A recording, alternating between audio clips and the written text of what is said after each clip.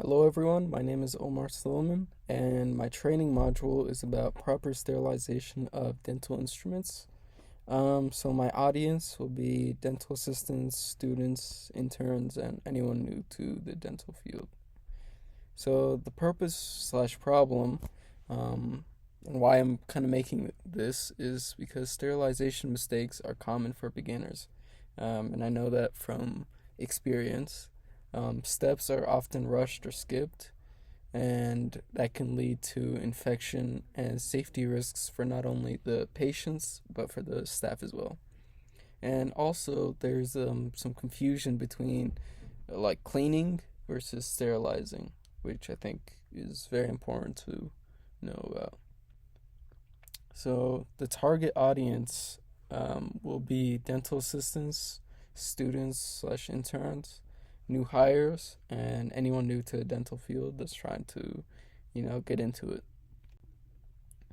So, a quick overview of the processes that we'll be talking about.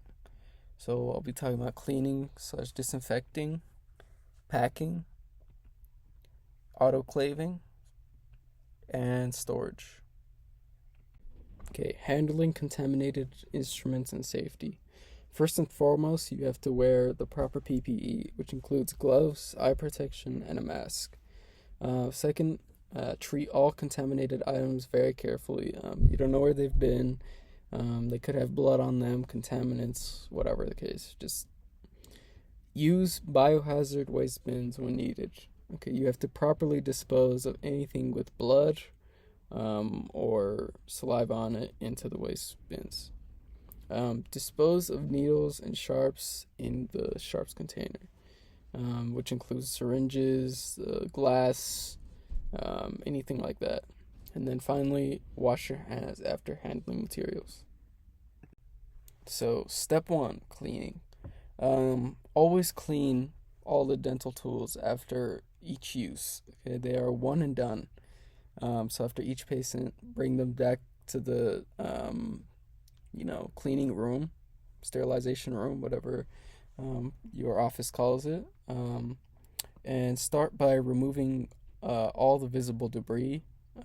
My office uses these metal wire brushes because a lot of this debris gets caked on like after filling or whatnot. Then use a ultrasonic cleaner for 15 to 20 minutes. It depends on what kind of ultrasonic cleaner your office has, but that should be like a rule of thumb. So step two, packaging. So step one in this process is to rinse the tools after using the ultrasonic cleaner because the chemical that you use in the ultrasonic cleaner, is not too good to be used. So rinse that off. Step two, dry them before packaging so that you can wipe off whatever is left and the residues and whatnot. And then step three, pack the instruments in the correct sterilization pouches. So as you can see in this picture, there's different sizes, and you have to make sure the tools actually fit in there. Like, don't try and put for example, a mirror into a small pouch. It won't close, so then it won't get sterilized. So step three, autoclaving. Place the packaged instruments inside the autoclave. Put 4 pouches max on each tray. So the autoclave has a couple different trays. Just put 4 pouches in there. And then fill the autoclave with distilled water only. I definitely have made the mistake of putting tap water, which is not good for the machine at all. And then select the correct cycle setting and then press the start button. Obviously, this depends on the machine in your office, but yeah, this is, the basics of it. Okay, step 4, monitoring sterilization. So check the pouch indicators after each use and look for the color change on the sterilization pouches. Each of these pouches will tell you, so have a color on it, like an original color, and then it'll tell you what the color is supposed to look like after you put it in the autoclave.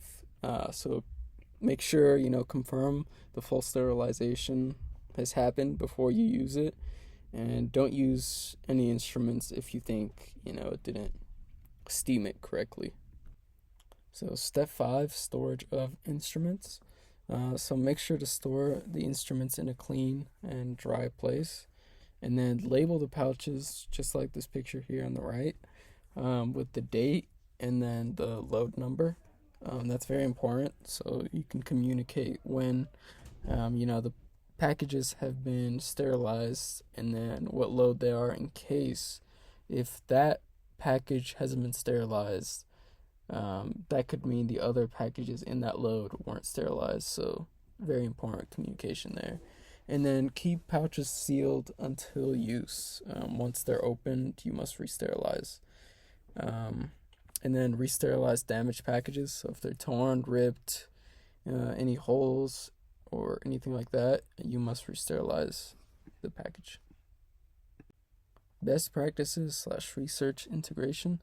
So proper cleaning before sterilization is essential to ensure effectiveness. Failure to fully remove debris can prevent instruments from being properly sterilized.